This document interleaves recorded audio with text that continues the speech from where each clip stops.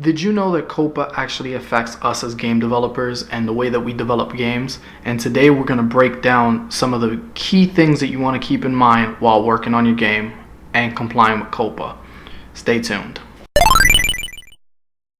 Hi, I'm Ghost from ghostmusic.com, and today we're going to dive deep into the do's and don'ts of making your game comply with COPPA. First thing that we need to discuss is what can we actually get from the end user, especially to comply with COPPA. And to do this, there are various things that we actually need to keep in mind that we need to not get from the end user if they're under the age of 13. And I have a list right here. I'm just going to go over some of the stuff that's actually on the FCC website, and I'll have a link to that article down below. So the first thing that we want to keep in mind is that you do not want to get anything that is personal to the end user. And this could be from names, addresses, places, favorite things, anything that can identify the end user. So let's say Tom.Grimace loves blue cats. That's something that you do not want to go with. Another thing that you want to keep in mind is that you do not want anything that, again, can ID anybody. So no voice clips, no pictures, no addresses, phone numbers, anything that you can specifically target down a person. So even an IP address is very, very, very against COPPA. Geocaching or geolocation, whatever you want to say, that is also against COPPA's regulations.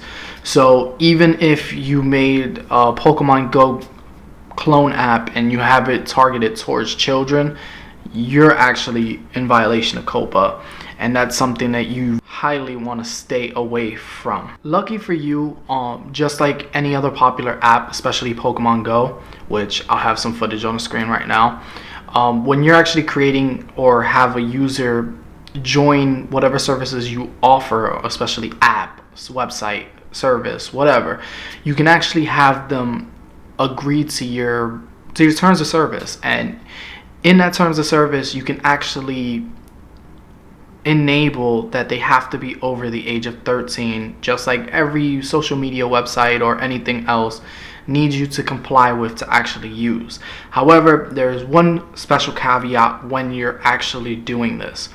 When you're having the end user, opt out of actually accessing your app, you have to make sure that the terminology is okay and it's not something that will be hated towards the end user. So you can say, hey, account couldn't be created at this time, or you do not want to give the impression that, hey, you're over the age of 13, you can't join this website. You want to make sure that it's subtle but to the point. On top of that, you do not want to make it easy for the end user can just go back in there and say, hey, I'm over 18, knowing that they're under the age of 13. Yeah, 13. And from my understanding, analytics, this is something that will allow our businesses to grow.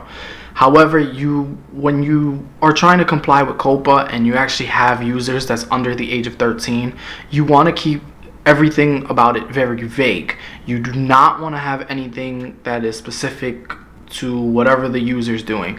So let's say they have a level and you want to see how long they last in the level. That is fine. But if they have a created account and they last this amount of time and you have a record of that account towards that time, that is not compliant.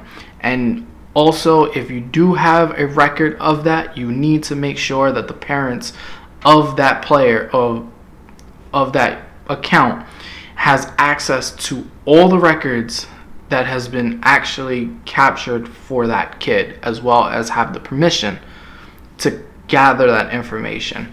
So you need to be able to at all times be able to showcase whatever you're being collected, and they have to be able to edit that information. So if by some chance they put in address the parent needs to be able to go in there and delete that address or phone number or whatever.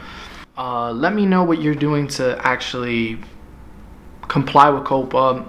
Let me know if you have any further information that would be valuable towards the end user or somebody creating games. I would love to read it. I would love to get further detail on this, and I want to know what your interpretation of it.